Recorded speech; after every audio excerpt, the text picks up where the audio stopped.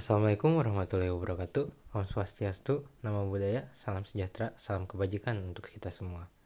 Halo teman-teman, perkenalkan kami dari kelompok 6 mata kuliah Fisika Dasar, Program Studi Sistem Informasi, kelas B.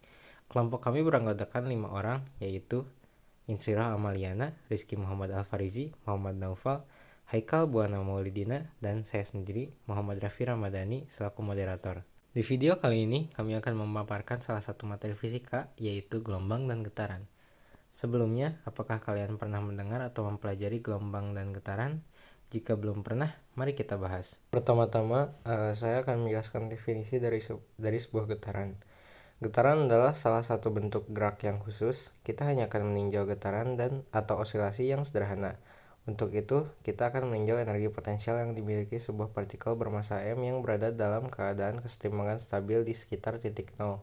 Secara umum, bentuk energi potensialnya adalah U sama dengan U0 AX2 ditambah 0 dikali X pangkat 3, dengan 0 X pangkat 3 adalah suku-suku energi potensial dengan variabel X berpangkat 3 atau lebih yang tentunya harus sangat kecil dibandingkan suku pangkat 2-nya. Bila tidak, maka bukan kesetimbangan stabil. Gaya yang terkait dengan energi potensial ini dapat dicari dari Fx sama dengan dx sama dengan min du, atau Fx sama dengan min du per dx sama dengan min 2ax tambah 0 o dikali x kuadrat. Bila suku gaya pangkat 2 atau lebih sangat kecil atau dapat diabaikan, maka ini tidak lain dari gaya pegas. Dan dengan 2A sama dengan K, maka persamaan di atas dapat dituliskan sebagai Fx sama dengan M dikali D kuadrat X per DT kuadrat sama dengan min Kx, atau M dikali D kuadrat X min DT kuadrat ditambah Kx sama dengan 0. Persamaan ini memiliki bentuk penyelesaian umum Xt sama dengan A sin Wt ditambah B cos Wt dengan W sama dengan akar dari K per M. Adalah frekuensi sudut dari getaran. Persamaan di atas dapat dituliskan juga sebagai Xt sama dengan A0 sin dikali Wt ditambah V sama dengan A0 sin Wt cos V ditambah Wt sin V, dengan A sama dengan A0 cos V dan B sama dengan A0 sin V, sehingga V sama dengan arc sin B per A yang disebut sebagai fase getaran dan A0 disebut sebagai amplitudo getaran.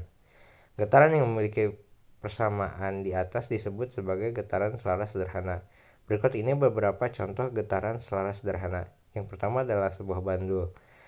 Sebuah bandul yang berada dalam medan potensial gravitasi bila disimpangkan tidak jauh dari titik kesetimbangannya akan mengalami gerak getaran. Bisa lihat di gambar di bawah ini komponen gaya yang dialami bandul bermassa M yang sejajar dengan arah geraknya adalah F sama dengan M dikali D kuadrat X per DT kuadrat min MG sin theta. Tanda negatif karena arah gaya berlawanan dengan arah simpangan positif X. Untuk simpangan yang tidak terlalu besar, sin theta dapat kita dekati sebagai sin theta mendekati theta dalam radian dan X mendekati L theta, sehingga rumusnya adalah D kuadrat theta per DT kuadrat ditambah G per L theta sama dengan 0, yang merupakan persamaan getaran selaras sederhana dengan frekuensi W sama dengan akar dari G per L. Terus yang kedua ada bandul mekanis. Sebuah benda digantung pada titik P dan memiliki momen inersia terhadap sumbu P sebesar IP. Benda ini disimpangkan dari titik keseimbangannya dan kemudian bergetar. Torka yang dialami benda tadi akibat gaya gravitasi yang bekerja pada titik pusatnya dapat dituliskan sebagai T sama dengan I P alfa sama dengan IP dikali D kuadrat theta per DT kuadrat sama dengan min MG dikali L sin theta. Bisa dilihat di sini ada gambar bandul mekanik tersebut. Untuk sudut yang cukup kecil, sin theta mendekati theta, sehingga D kuadrat theta per dt kuadrat ditambah M dikali G dikali L per IP theta sama dengan 0. Penyelesaian persamaan ini adalah suatu getaran skala sederhana dengan frekuensi sudut W sama dengan akar dari M dikali G dikali L per IP. Terus di sini saya akan menjelaskan tentang getaran teredam dan resonansi. Dalam kenyataan di alam, selain gaya yang menimbulkan getaran juga terdapat gaya yang menghambat gerak getaran. Sehingga semua gerak getaran akhirnya berkurang energinya dan berhenti bergetar. Sebagai model sederhana, kita asumsikan getaran teredam dengan gaya redaman yang sebanding dengan kecepatan benda, sehingga persamaan gerak benda dapat ditulis sebagai F sama dengan min kx per bv min bv atau d kuadrat x min dt per dt kuadrat ditambah b per m d dikali dx per dt ditambah k per m x sama dengan 0. Penyelesaian persamaan di atas ini dapat dituliskan sebagai berikut. X sama dengan AE pangkat min BT per 2M dikali cos dikali W aksen T ditambah V dengan W aksen sama dengan akar dari K per M min B per 2M dikuadratkan. Bentuk grafik getarannya adalah sebagai berikut. Bisa dilihat di situ ada gambar bentuk getaran dari rumus di atas. Terus saya di sini akan menjelaskan tentang resonansi. Terkadang suatu sistem yang dapat bergetar mendapat gaya yang juga periodik. Dalam kasus ini, benda akan bergetar dengan amplitudo yang besar ketika frekuensi alaminya sama dengan frekuensi gaya eksternal periodiknya. Sebagai model, misalkan gaya eksternal periodiknya diberikan oleh F sama dengan Fr cos W aksen T, sehingga persamaan geraknya dengan mengikut sertakan faktor redaman. F sama dengan min Kx min Bv ditambah Fr cos W double aksen T atau D kuadrat X per dt kuadrat ditambah B per M dikali dx per dt tambah K per M dikali X sama dengan Fr cos W double aksen T. Dari persamaan di atas, tentunya logis bila getarannya harus memiliki frekuensi yang sama dengan frekuensi getaran gaya eksternal periodik, tetapi memungkinkan terdapat beda fase. Dapat ditunjukkan bahwa penyelesaian persamaan di atas adalah X sama dengan Fr per G sin dikali W double aksen T ditambah V. Terus di sini saya akan menjelaskan tentang energi getaran dan energi kinetik. Energi potensial sebuah sistem pegas diberikan oleh U sama dengan setengah Kx kuadrat, sedangkan energi kinetiknya diberikan oleh Ek sama dengan setengah mv kuadrat. Maka dengan X sama dengan asin dikali Wt ditambah V, dan V sama dengan dx per dt sama dengan Aw cos dikali Wt ditambah V, maka terjadilah rumus di atas. Sekian dari saya, mungkin selanjutnya akan dilanjut oleh Rizky Muhammad Al-Fariji. Dilanjut dengan gelombang. Gelombang adalah getaran yang merambat. Jadi di setiap titik yang dilalui gelombang terjadi getaran. Dan getaran tersebut berubah fasenya sehingga tampak sebagai getaran yang merambat. Terkait dengan arah getar dan arah rambatnya, gelombang dibagi menjadi dua kelompok, yaitu gelombang transversal dan gelombang longitudinal. Gelombang transversal arah rambatnya tegak lurus dengan arah getarannya. Sedangkan gelombang longitudinal arah rambatnya searah dengan arah getarannya.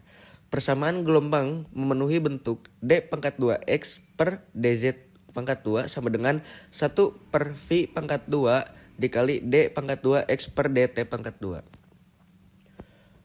Bentuk umum penyelesaian persamaan di atas adalah semua fungsi yang berbentuk X dalam kurung Z, T sama dengan X dalam kurung Z plus min V T.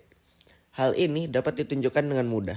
Bentuk yang cukup sederhana yang menggambarkan gelombang sinusoidal adalah penyelesaian yang berbentuk X dalam kurung Z T sama dengan A sin dalam kurung KZ plus min WT tambah theta.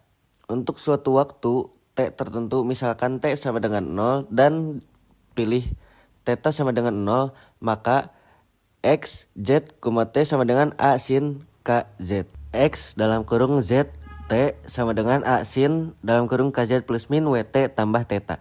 untuk suatu waktu T tertentu. Misalkan T sama dengan 0 dan pilih theta sama dengan 0. Maka X dalam kurung Z T sama dengan A sin dalam kurung KZ. Ini adalah persamaan sinusoidal dengan jarak dari satu fase ke fase berikutnya.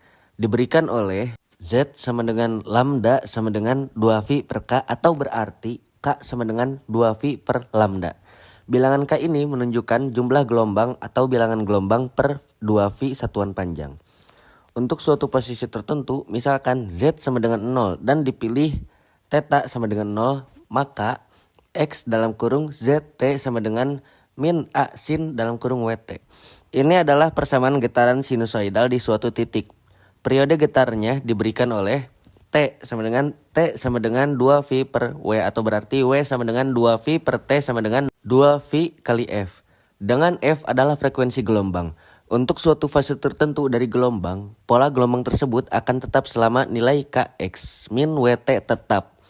Sehingga dengan berjalannya waktu nilai Kz juga harus bertambah. Ini berarti pola gelombang akan merambat ke kanan dengan kecepatan yang diberikan oleh KdZ per dt sama dengan W, atau V sama dengan dz per dt sama dengan W per K. Superposisi gelombang. Dua buah gelombang dapat dijumlahkan atau disuperposisikan. Ada beberapa kasus yang akan kita tinjau. Kasus dua gelombang dengan W, K sama tetapi berbeda fasenya. Kasus dua gelombang dengan W, K sama tetapi arah geraknya berlawanan. Kasus dua gelombang dengan W dan K-nya berbeda sedikit. Beda fase. Misalkan kita punya X1 sama dengan A sin KZ min WT tambah theta 1. Lalu X2 sama dengan A sin KZ min WT tambah theta 2. Penjumlahan gelombang ini menghasilkan X TOT sama dengan X1 tambah X2 sama dengan 2A sin KZ min WT tambah theta cos delta theta. Dengan theta sama dengan theta 1 tambah theta 2 per 2 dan delta theta sama dengan theta 1 min theta 2 per 2. Beda arah kecepatan. Misalkan kita punya X1 sama dengan A sin KZ min WT, X2 sama dengan A sin KZ tambah WT. Penjumlahan kedua gelombang ini menghasilkan X TOT sama dengan X1 tambah X2 sama dengan 2A sin KZ cos WT. Fenomena ini sering disebut sebagai gelombang tegak.